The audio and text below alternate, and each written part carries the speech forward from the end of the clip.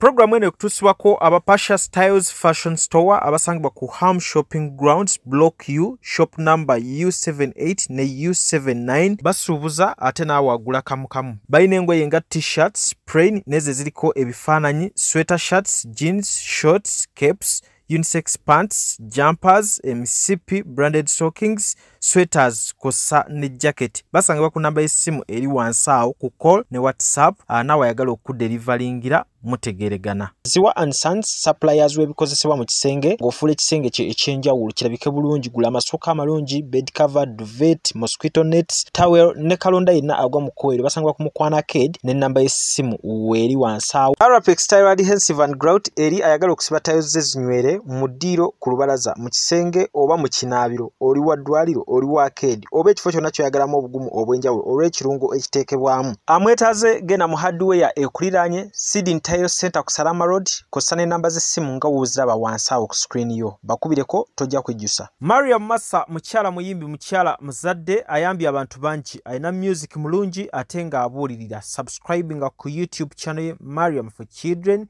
or liking page ye eya Facebook ku Mariam Music. I want to thank you for supporting one of the superstars of our country, Uganda, and we feel happy when our celebrities in Uganda is doing well, and we try to support them in our own. And when I saw all of you coming and following her, I told her I want to offer you lunch from Middle East restaurant. So, and feel free.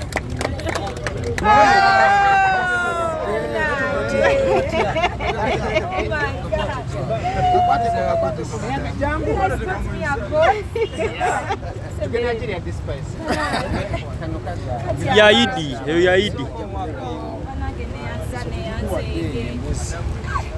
Embuzi yo. Senno bawa nebira bamuli mukola. New Year. That is the new year. Show it. We're going to bring you on stage.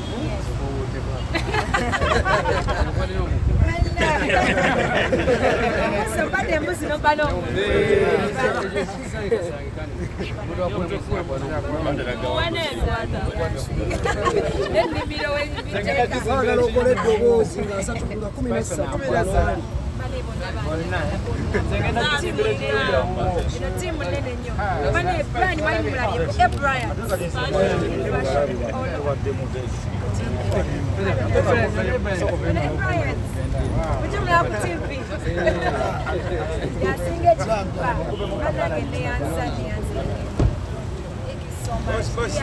That's like 1 minute.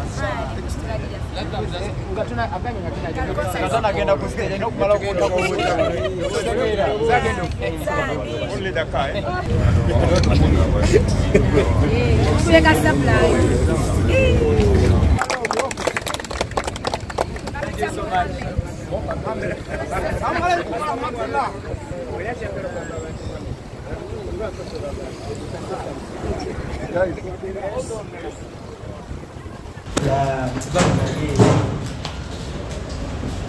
Hey Brian. I smell money. I'm okay. How are you? Mkwano concert n'ekirala ndi kuddaaki costume zina okuntuuka oba onfuna. How are you doing? Happy New Year. I want to introduce you to Spice. She's from London. Spice, I know. Yeah. Spice. Wow, I think have we met? I think you have. Yes, and I met him too. Oh, okay. Good to see you. How are preparations going for Amazing. the tea? 13th, yeah. So you already know. She knows. How are you doing? Nice to meet you again. Beautiful to see you again. Wow. Are you guys buying clothes here? I'm just hanging out with Brian. Oh wow. Yeah. Table na yagenda bulira aba fans tickets. Are you serious? Yeah, that's how she does it. Oh. So in fact I should buy some tickets for you For the as well. fans, yeah. Because she lives on Sunday. Yeah. On Sunday. So Yeah. so how much the tickets and the other? Tickets are VIP 50,000. I think we buy for so we can buy more. Yeah. Like we did. We can, So we buy tickets. Let me one of the people about tickets. Yes, Let me sure. take 10 VIP. Thank you so much. Oh wow. have to support. Thank you so honestly. much. Yeah. I'm so grateful. It's fine. Wow. Wow. Brian. Good to see you. Nze bwentyo. Busters in fact, towards Africa Brands collection. Wow. Oh my God. I'm so happy. Thank you so much. She also bought tickets for my ascot and gave out funds, and fans came, they were happy. Enjoy the show because we enjoyed. She didn't come, she was watching, she was in London, she just came back like That's for the spirit. Was it Boo Boo by Uganda? Uganda. Wow. Thank you so much. This means a lot for sure. You're gonna give out this like Funds, yeah. to fans on Snapchat. Then she can also give out. You can post the way you did first. You say you're giving out like 1-2 tickets to your fans in Uganda. Yeah. Yes. Okay, we'll do that. Nico. Yeah, bro. Why are you running away? You have to buy tickets. Come. Actually, Nicole, I met because him to and buy- we wanted to. I don't know why. Did you change your mind? Of course not. I can't. Oh wow. Come. I could not change my mind. So what are we Come doing? come buy like 5 tickets at least. How much is 5 tickets? Of course, you have to buy VIP. That's like 50,000. Oh, you want a table? We're going to be with him on a table. Oh, but well. okay. Sure. Thank you so much. Okay. Brian, man, buli gwalina ino support. Bwatyo ya. Kati zino zange ne Judith had. Abrams collection ne Judith had. Oh mama, thank you so Right. much. You know, I received your call yesterday and I was like, As we looking for immediate love to us fathers, like next thing, Spice Diana. amazing. Thank you, Brian. People think 1 million sometimes Judith had, 1 million Abrams. abantu bagala byabwerere because you know in the same Texture industry. byagala. This means a lot. Oh my God, thank you, Brian. Yeah, you can bring your now. Oh wow, this is super cool. Thank you so much. Jules. Jules. Wow. Jules, I'll be in London soon. Yes. And I can't wait to see you there. Money. 10 VIPs. 10 VIPs. Jules is buying 10 VIPs. He's buying How many am I buying? Like you buy ordinary, so we can give out to many people. Yes. What's that saying? We put our money where our mouth Ordinary, is. how much? Ordinary, how Don't much? just do fake promises. 20,000. So like 10, that's 200. Thank you So you can, yeah, so you can just give out to. God bless you. Hustle your heart. Katingena quad the 200 is on the phone. Okay. For 10 ordinary, right? 10 ordinary. Thank you so much. Yeah, I hope it goes to good people. You'll give out some on your page, then she'll also give Yeah, out. actually, I want to use your followers To engage. exactly. Because you have people who follow you and they really, love Ugandan music. They love you. And they love me. And they love Everight's collection.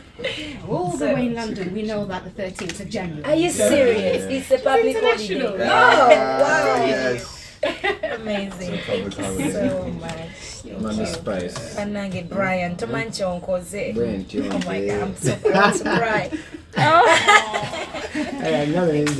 You know, it's funny, sometimes I'm not in the same industry, like you support each other by being available, just that. But No, someone... but me this year I've been buying tables. Yeah, I saw you tables, thinking, and this means a lot for the industry. Nanga, I'm here, but now it's your nature, Dako. Good luck. Wow. Thank you. So, manager, please have the money before I show Ombanja abinja. Manager abinja. some stuff. Njakudamu manager. Oh, yes. There's so many cameras. Thank you so much.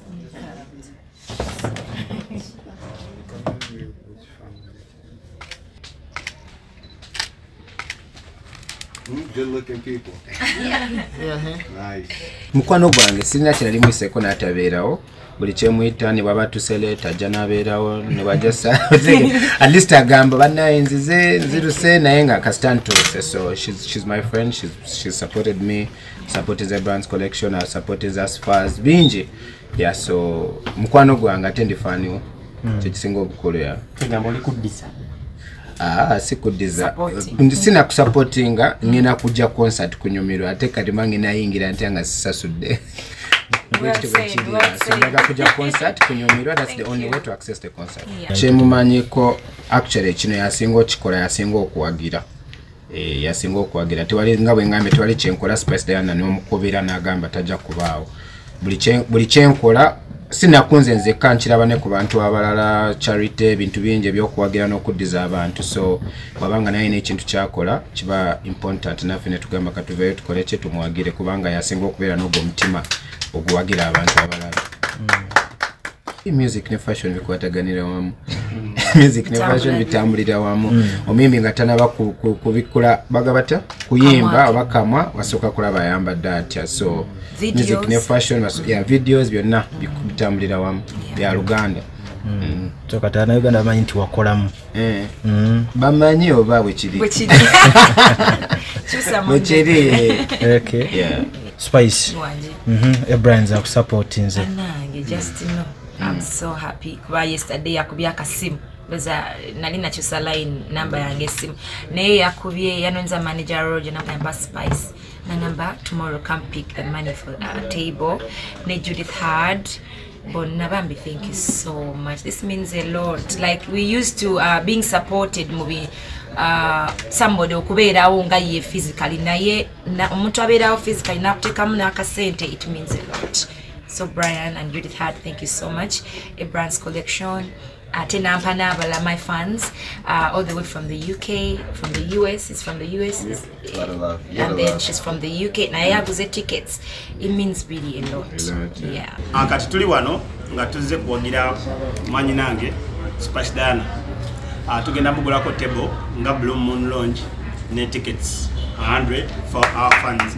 Cause olaba bana abayimbi the real system eyabayimbi fenga mabara tusaba zibasa sura Sente kwa muziki wabo but then fenga bala kwa Sente zola sasula bana bayimbi so the only thing kituyinza bakolera kugula tickets nga zino kuba supporting mu byebakola cause anakola charity ana charity drive of which nafe tulina mu masao engeri yokola charity so anytime otukonako then abayimbi abalala abali eyo fe twaga abatagging nga batuyita Blue Moon table 1 gobe na akavuruko ngogamba bambi bangulako table 2 manya Blue Moon yali table 1 and so akwati nasaze Spice Diana anti akimanyi mulabi atoba kati muita champion akimanyi Diana so thank you so much that is why nachilozeza ko nengamba nti ono winner tudinganye ne ba winner wano ku Blue Moon nengamba why mwanyi naffe katumteke muka katuma appreciating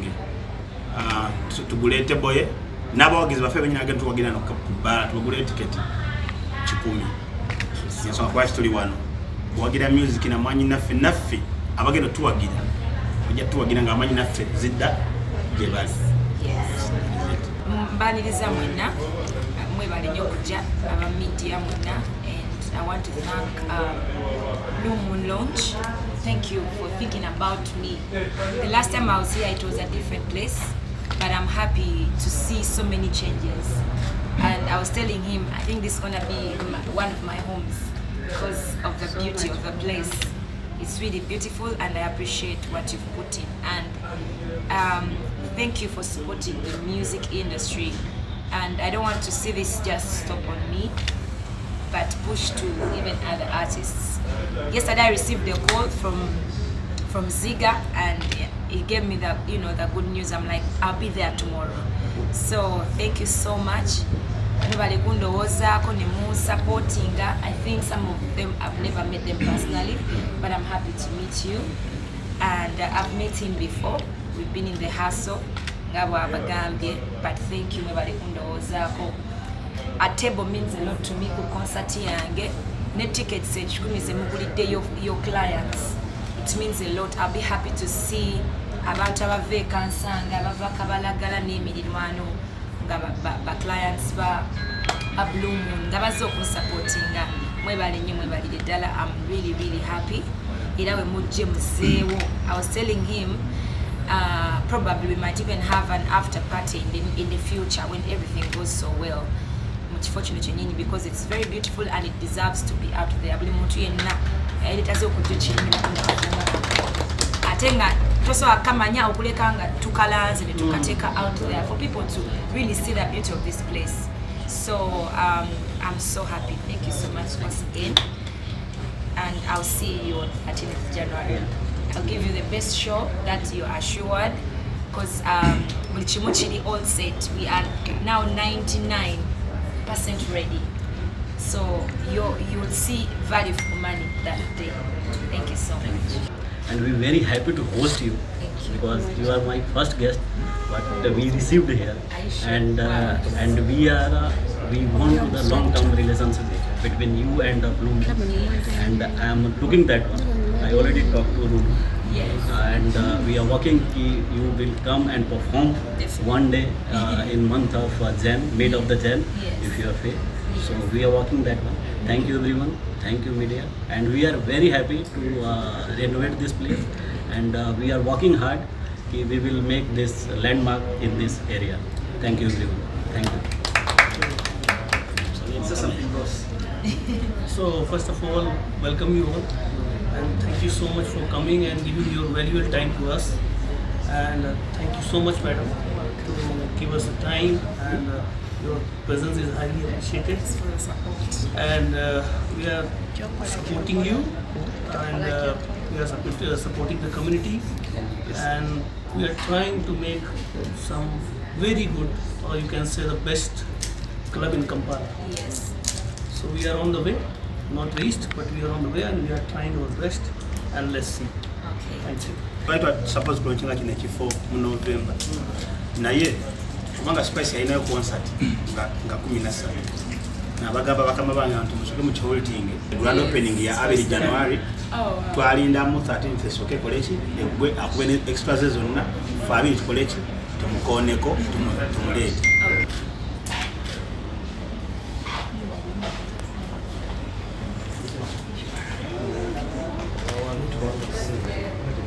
Amanya gange nze Nsubuga Mustafa nkola ne Alihira Holdings.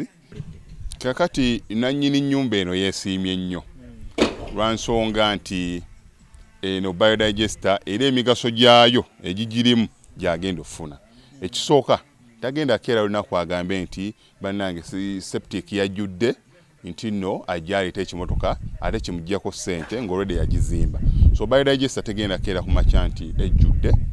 So nawe nkyo ogwo mugaso gwe gusinga kubanga eri gundi yaffe twagikolanga naye ate era still ng'ejja n'ekulya lwansonga nti ebeera etuuka n'ejjula, so etuuka ng'esigala ekulya wadde ng'ate wagiteekamu ssente yo nnyingi. Ekyokulala nti beauty ye egenda vaayo eya compound nti nno pavers zigenda kuva eri engulu yonna gye mulengera paka eno amazzi era gagenda draininga gano ag'enkuba nga gagenda mu kaala akali ebbala yawo nti nno beauty y'olujja egenda vaayo bulungi nnyo. Newe manjagala simbawo muddo kisoboka. Aha, newe bwe yagala simbawo muddo ogwo kubanga kati singa owa kamera waffe akulaga nti nno system ogira nti eri wansi fuuti 2. Kweno level kwe tuyimiridde. Aha, wansi fuuti nga 2. So omuddo kakube guyina emirandira gitya guba gujja mmera. Yes, bannange tetukolera bagagga bokka. Ate era tetukolera tetusijja bayita baavu. Omuntu wa wansi omufuna mpola. Fenna gye tuggwa. Nange ndi mufuna mpola. So sikolera bantu sina kika kye ngamba mbuno nonkolera baneeno. Wabula buli omu era buli omu nga bwozze bwe tukola ki bwe tukwata. Kati Alihira Holdings Uganda Limited tusangibwa Kamoocha, Prince Charles Drive, Plot 45. Kamoocha we wali offices zaffe. Tuyina namba z'amasimu esooka ya Airtel 07017 66992 neya MTN 0789 224230. Abasinga batumanyira mu biodigester kuba bwe tuvudde nnyo mu kamera naye nga baklanti baffe abapya n'abakadde bagenze bakitegeera nti no ne general construction yenna mwetuli.